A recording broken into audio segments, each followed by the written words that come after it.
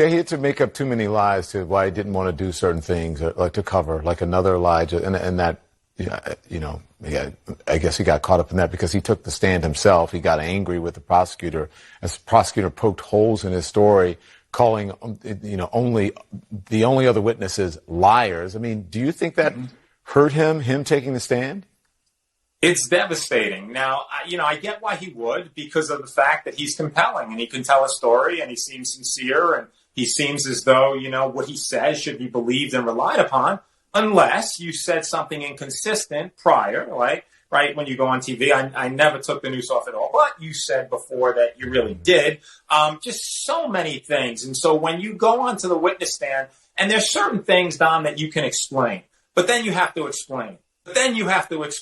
And then how many things can you possibly explain? $3,500 check. It was for nutrition, nothing to see here. The $100 also, I don't know anything about these guys. I thought that they were, pale, they were white. I'm sorry, they're black. Just too many things. I think when you really are on trial for telling a lie and then you compound that by actually lying, it makes a judge who sits in judgment of you when you're sentenced really troubled. And that's the thing I think he's going to be facing here when he looks at a judge who has to pronounce sentence on what he actually was accused of and convicted of. Here's what folks are concerned about, that what he did might undermine future victims, legitimate victims of hate crimes.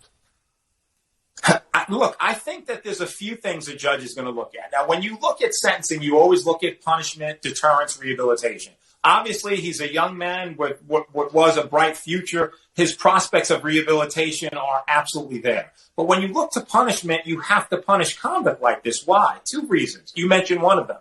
There are people legitimately who are the victims of hate crimes, and how do you diminish them by coming up with something that's a farce? That's troubling. You have to punish that. Secondly, there are resources expended from a police perspective in a city that needs them, right? Why do we take away those resources to focus on something that didn't happen when there are so many things that did happen that we really should be focusing on? So that's the second thing. The third thing is, if you come into a courtroom and you take the stand, which is your right, but you fabricate and you're caught in those lies, I think a judge really is taken aback by that. And so that's what he's looking at when he goes to be sentenced. And look, Don, he's facing, probation to 3 years. Is he going a to go to judge has prison? vast discretion. What's that? Is he going to get prison time?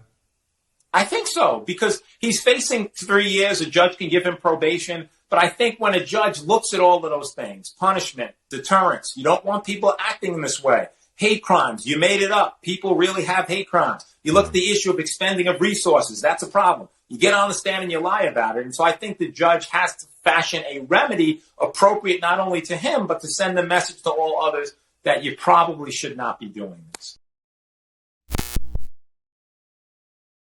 This is Charlie Kirk, founder and CEO of Turning Point USA. If you liked this video, be sure to subscribe to our YouTube channel at Turning Point USA.